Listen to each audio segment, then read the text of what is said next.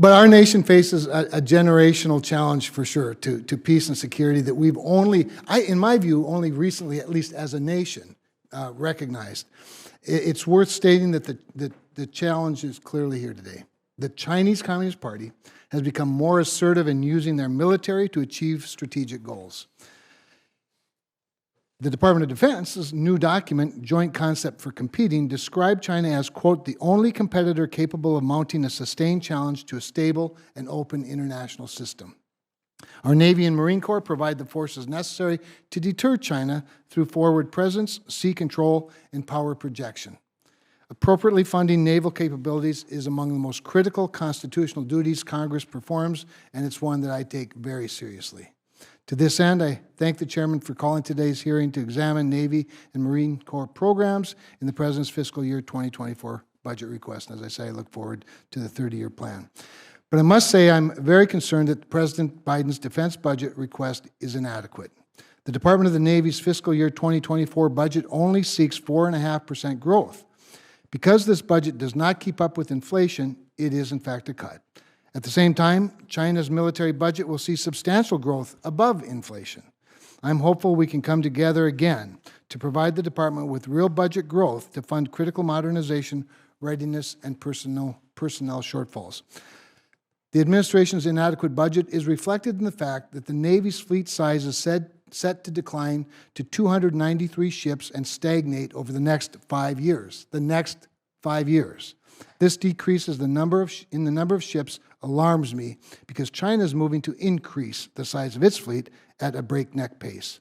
Many have called the next 5 years the period of maximum danger in the Indo-Pacific region.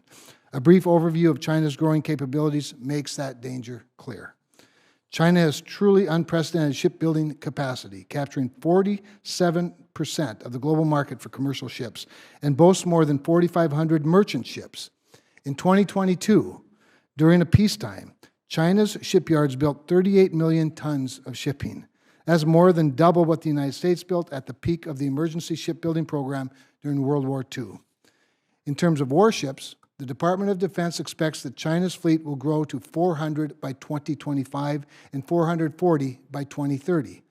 By contrast, under this budget, our Navy will not even reach 300 ships by 2030.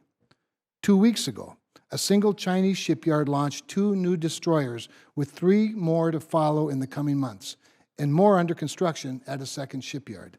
A new class of large frigates has apparently begun construction at another shipyard. A few months ago, construction of a new class of nuclear submarines emerged. China is also conducting more advanced operations.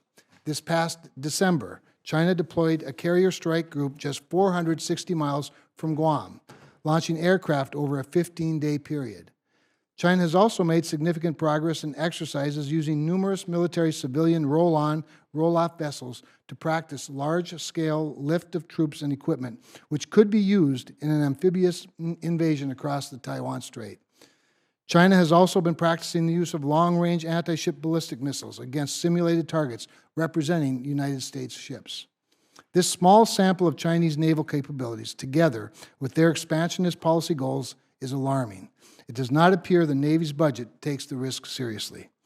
The Navy proposes decommissioning 11 ships, 8 of which are within their service life. Decommissioning 5 guided missile cruisers alone will result in the loss of more than 600 vertical launch systems. While the Navy claims readiness issues are cause for the decommissions, it also claims the fiscal year 2024 budget funds 100% of ship depot maintenance requirements and 97% of ship operations requirements. I'd like to hear from the witnesses how the budget adequately funds sustainment when the General Accountability Office reported this year that parts shortages, casualty reports, and maintenance delays have been on the rise since 2011. I would also like to hear from the witnesses how they plan to support industry to deliver ships on time and on cost. Attracting and retaining shipbuilding workforce is a primary challenge, as we've discussed in this committee before. Disrupting production lines without a clear transition path creates needless uncertainty. Truncation of the LPD amphibious ship program is a key example of the Navy's unstable demand signal to industry. It also disregards the Commandant of the Marine Corps' requirement for a minimum of 31 large amphibious ships, a requirement Congress passed and signed into law last year. Finally, I'd like to hear from the witnesses how they plan to use innovation to bolster our ability to compete in the near term.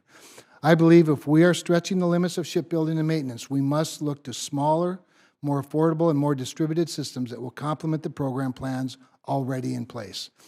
All good ideas must be on the table because time matters. Time is the only fixed resource, and it may be short. I look forward to the testimony of our witnesses today. Thank you.